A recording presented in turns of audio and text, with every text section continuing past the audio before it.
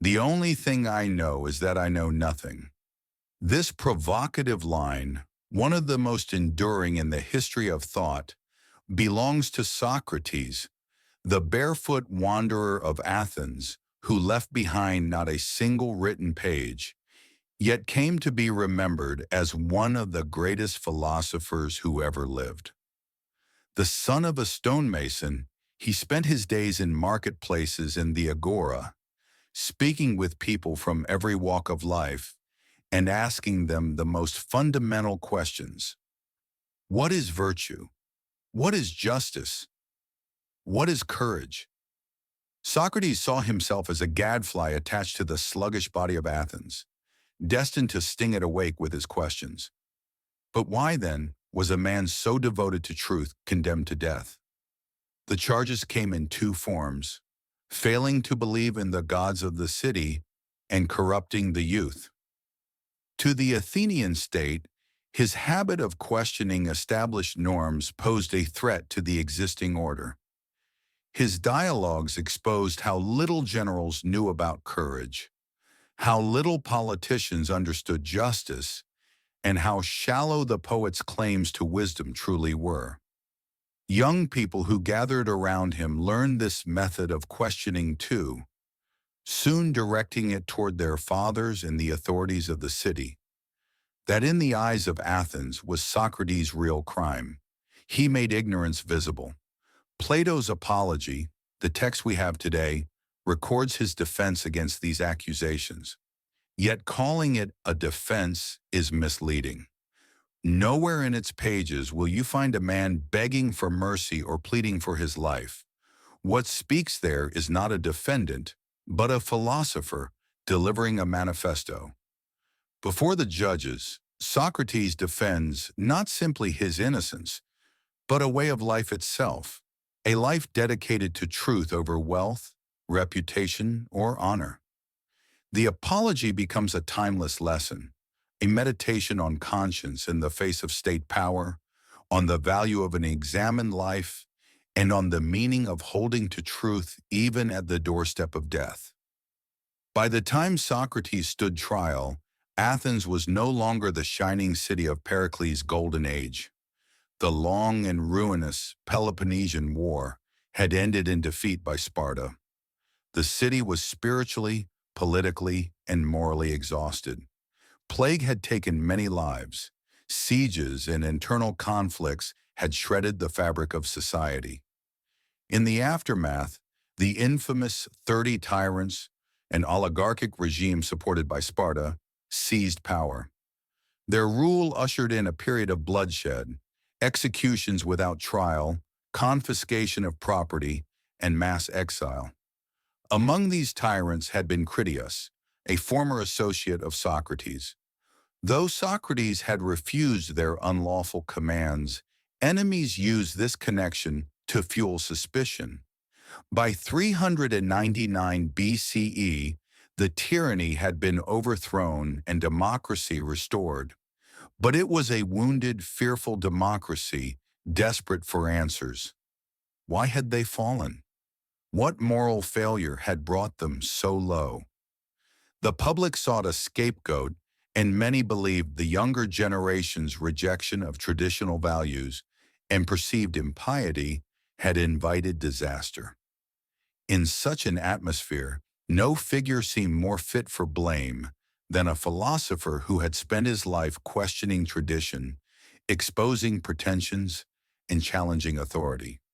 When a society is frightened and unstable, it often silences the voice that reveals its contradictions rather than confront the truth it speaks. Standing against Socrates were three men: Meletus for the poets, Anytus for the craftsmen and politicians, and Lycon for the orators. Their accusations reflected not wisdom, but Athens' own anxieties. To the charge of corrupting the youth, Socrates responds not like a lawyer, but like a philosopher, by questioning the accuser. Meletus claims that everyone in Athens improves the youth except Socrates alone. But Socrates points out the absurdity.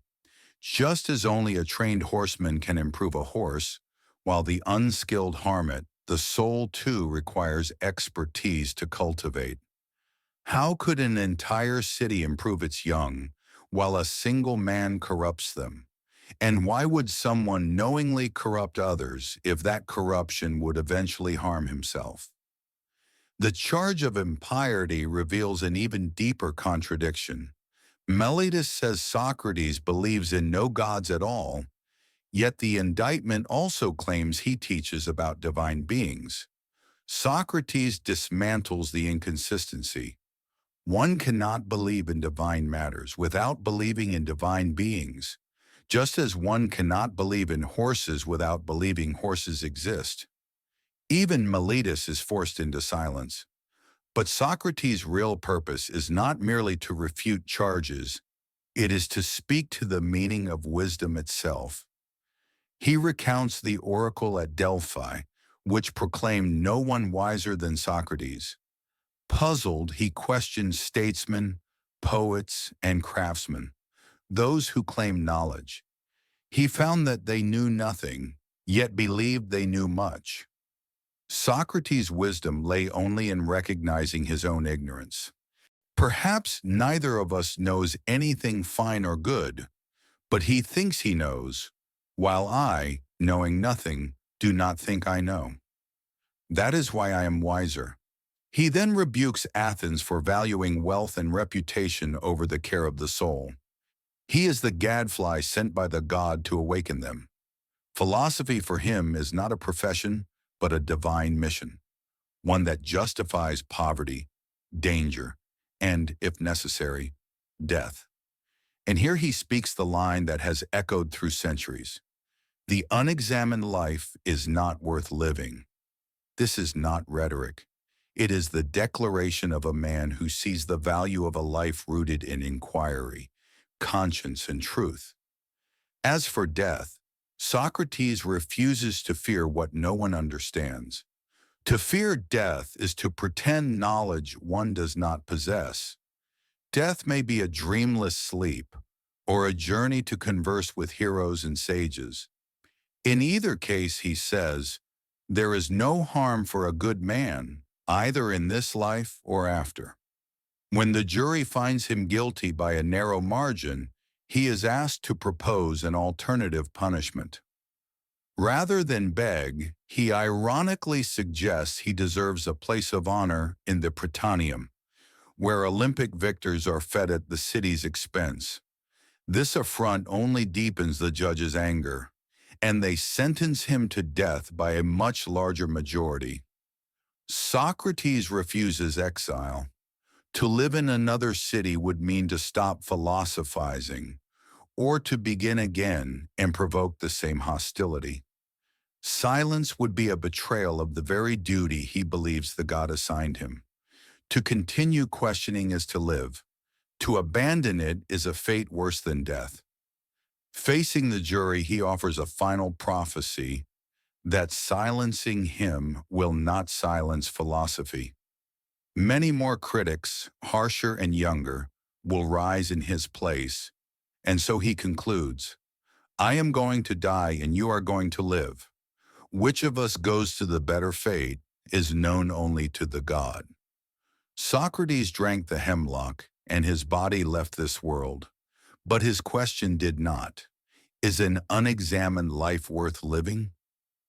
2.5 millennia later, that question has left the Athenian courtroom and settled in our own digital agoras. If Socrates lived today, where might we see him? Perhaps challenging the loudest voices on social media with inconvenient questions. Perhaps dismantling rehearsed political answers on television. Perhaps reminding corporate leaders obsessed with profit of justice, virtue, and the soul. He would still be a gadfly, and still a threat to complacency. The apology is not merely the story of one man's trial. It is a personal challenge addressed to each of us. It invites us to become both judge and defendant in our own lives, to question our beliefs, values, and ways of living. When the video ends and the screen fades to black, The real question remains. Socrates was willing to die for the truth. What would you be willing to risk for it?